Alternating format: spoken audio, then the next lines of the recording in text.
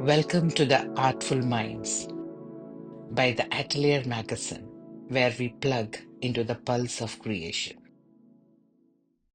Yeah, now I request our guest of honor, Mr. Aneish Rajan, IRS. Yeah, good evening. Good Good evening evening. to all of you. Thank you so much for accepting our invite and coming over. Yeah, thank you. In fact, sorry, I was in a meeting with my secretary, so I got late by 10 minutes, but I had already informed uh, Binaji that I'll be late by 10-15 minutes. Um, it seems to be, I think, good productions or good publications on art and performance, especially because that caught my attention here. That Atelier would be, I think the first issue would be having something on art and performance as well. But I know uh, uh, Beena ma'am in fact, initially as an entrepreneur, and she may be the only one who's been keeping that particular trail of contact with me from my customs days. But we evolved into a very interesting domain of, art per se, and especially visual arts and the writings related to the visual arts. Of course, there's a more specialization to her work, but I don't know whether that will be reflected upon here or there will be more number of works here. And as I understood from my uh, predecessor and who has been speaking, they have come up with a collection of articles, which I think quite important in terms of engagement with art and performance in India, not only in India, also in the international scenario. Because see, we have a lot of publications here and there, but mostly whenever comes to a kind of a referencing, we tend to depend on the European journals, or the journals which are mostly situated in in the US or in European countries. So I think uh, this would be a kind of a first step towards a kind of a magazine or an online production, which would enable a kind of a standardization of of our thought process and how it has been brought into articles, etc. I am yet to see the complete. I've also requested for a complete copy, right now. So I'll go through it. And my connection with this particular meeting is that I'm just director of Ministry of Culture, so that I've been asked to give my comments and my presence here. So that I'm particularly happy that maybe this may be the first event I take part in the last 3 years in online, as a kind of a launch of an online magazine.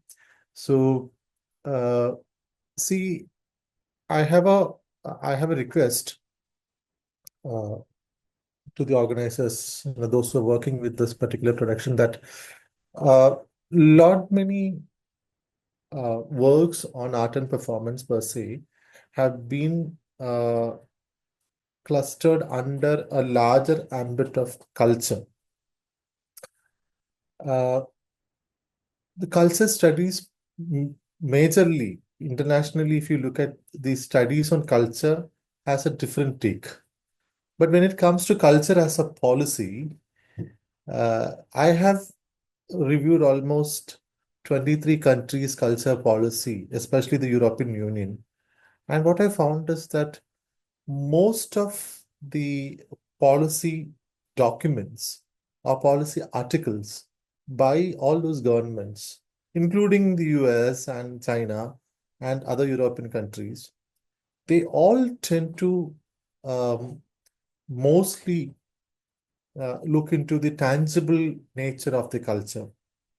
Whenever, if you go through a particular policy document, or you open any website of any country and their culture ministry, their culture institutions, 80% of their works or 80% of their concentration would be on the tangible nature of culture, meaning mostly on museums, mostly on, how to make this public spaces free, museums free, or uh, heritage places free to the public, etc., etc., etc.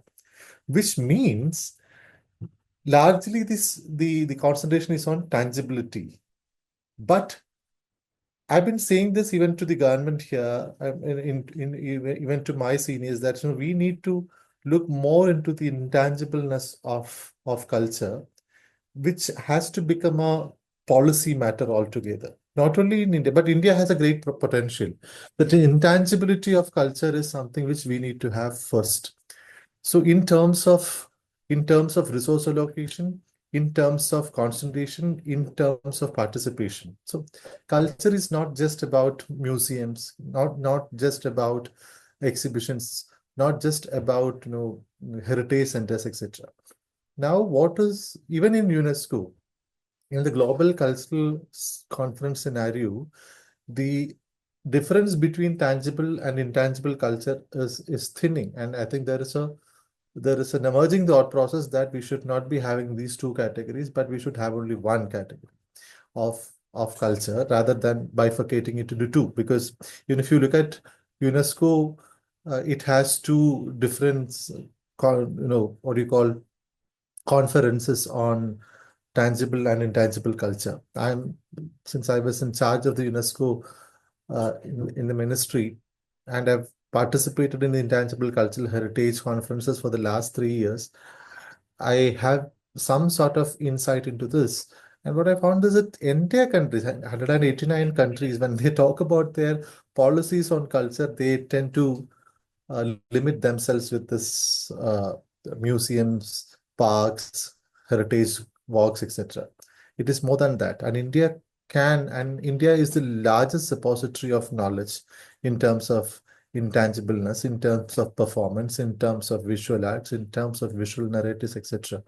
So this is a great potential that not yet tapped in terms of its physical manifestation in writings. So that is what I wanted to tell you. Like, if you take a book on culture, largely it will be dwelling upon the spaces, exhibitions, etc., etc. Or if you see somebody called Martin Puchner who had written about culture, he had already his most of his concentration is on archaeology, architecture, and artifacts, and which is a coffee table book. So not a coffee table book, but which is a popular fiction kind of a work. So these initiations will have the online productions, online publications will have a great great future since it is easily accessible and easily reviewable, etc. I hope you will have a wonderful future, and you will have wonderful works coming out of it, and you will also look into such nuances and the global cultural practices, and how can we have this comparative coexistence and mutual coexistence, uh, not not very parochial in terms of the cultural heritage, etc., etc., etc. So I feel it very fortunate to be a part of this August group.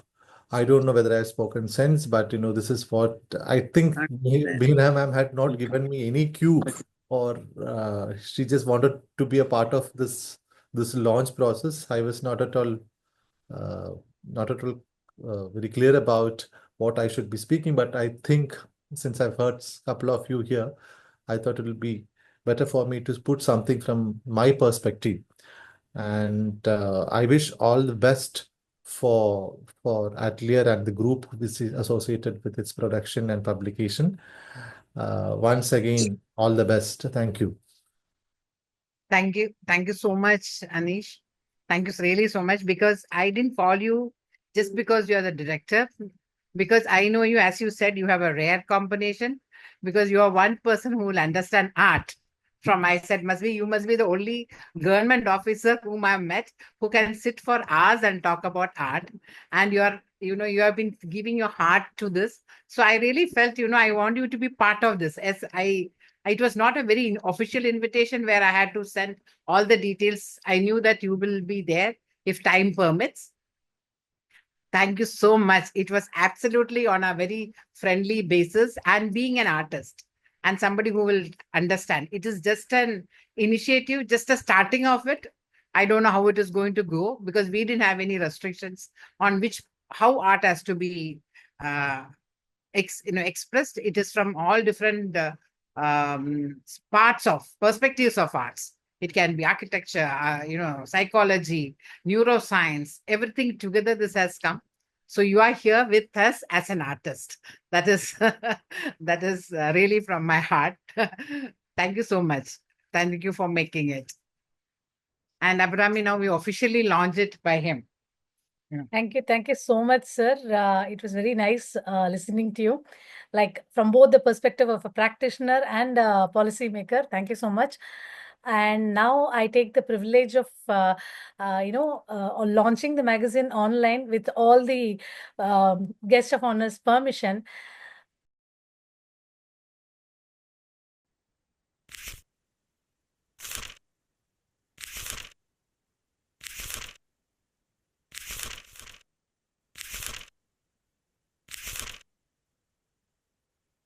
Thank you. Thank you so much.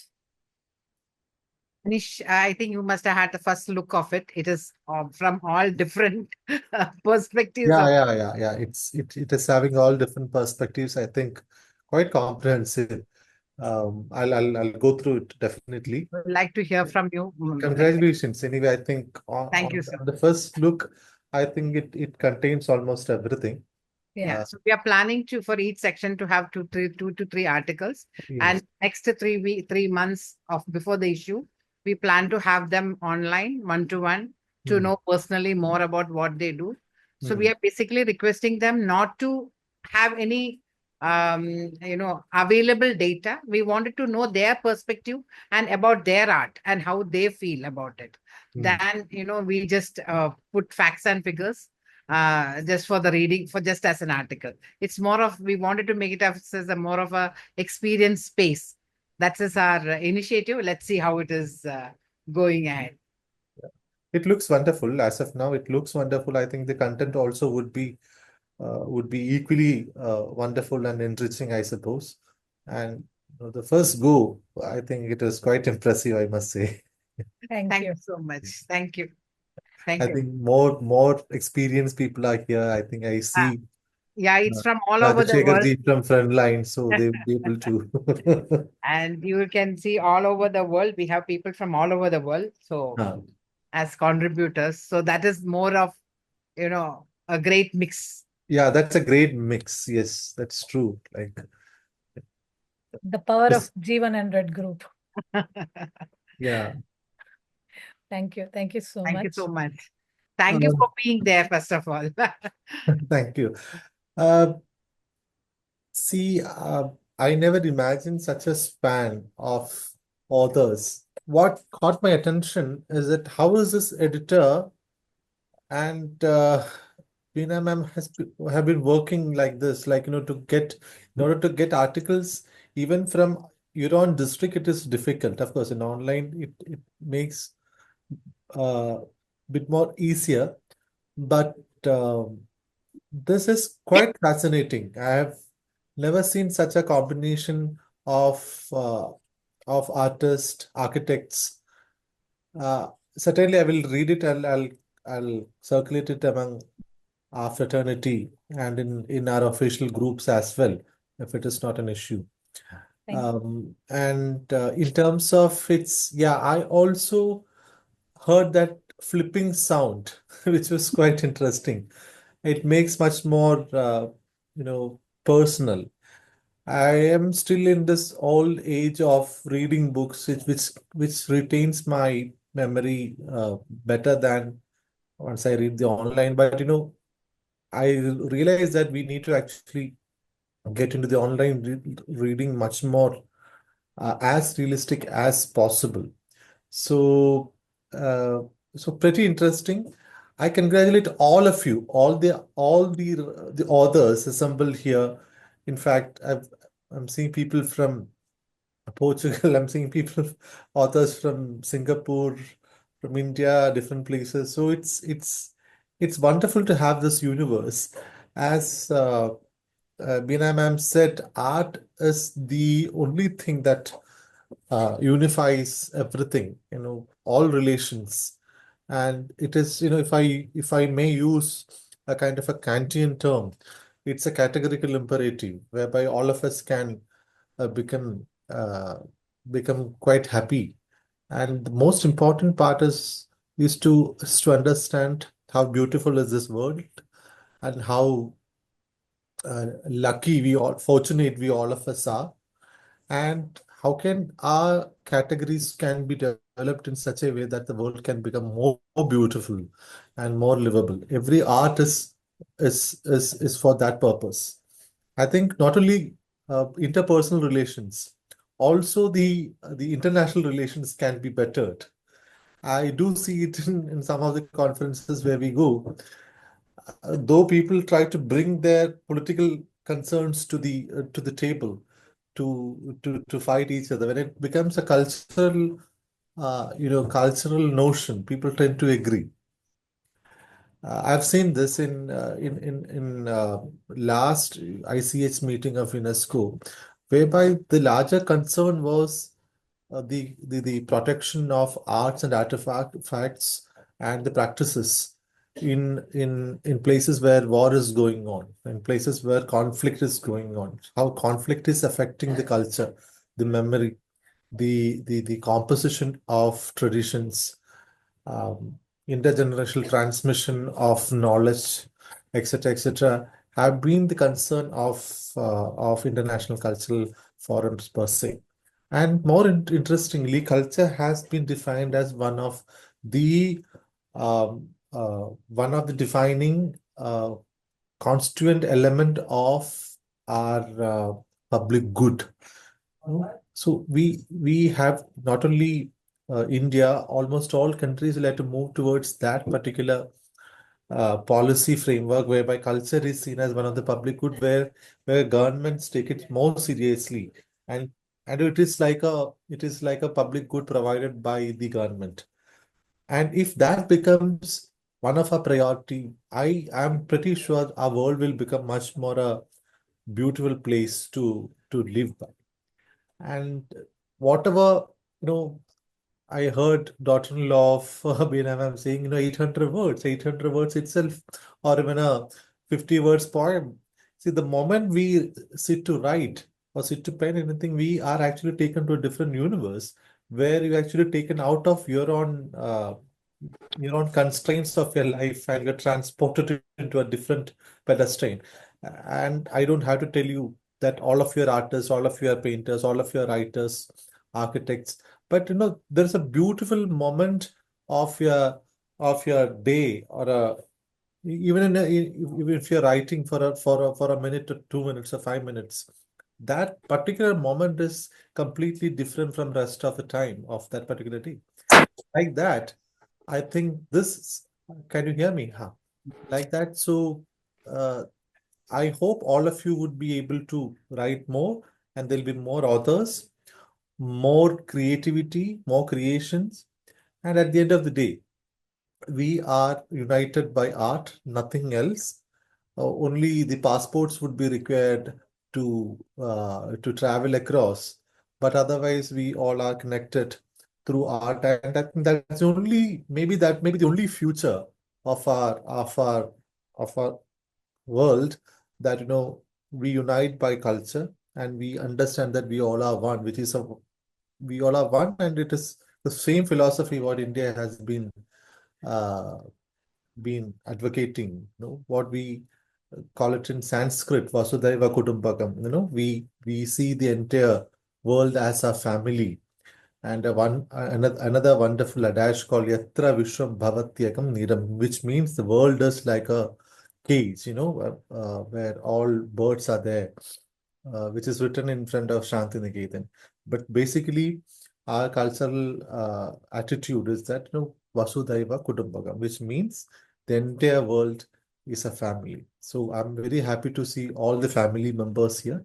Let us expand our family, and this will be a wonderful initiation of uh, of of our engagement with the other per se. That's all the best, and all the best for your future editions. And I thank all the contributors and others who are here for your time and for your immense interest in this particular publication. Thank you.